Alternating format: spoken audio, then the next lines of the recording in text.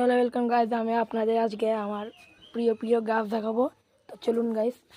প্রথমত গাইজ, এটা হচ্ছে আমার লঙ্কা গাছ। এটা আমার খুবই প্রিয় গাইজ, এটা আমি নিজে লাগিয়েছি। তারপর আমার দ্বিতীয়তে আছে এই কুমড়োর শাক। দেখুন গাইজ, এখান থেকে হয়েছে, এখান থেকে হয়ে হয়ে গাইজ গাছে ভরে ভরে গেছে। তারপরে এখানে অনেকগুলো কুমড়োগুলো ছিল, তারপরে আমরা বড়া করে খেয়েছিলাম গাইজ। এখানে গাইজ, এখানে নারকেল গাছ কাটা হয়েছে। তো গাইজ, এখানে আবার যে ফুলগুলো 9টার সময় ফোটে সেইগুলো ফুলগুলি হয়েছে গাইজ, অনেক সুন্দর লাগছে গাইজ। তারপর এখানে গাঁদা ফুল গাছ আছে। তারপর আমার এখানে পুঁই শাক আছে। তারপর এখানে আবার অনেক তুলসীর চারা আছে।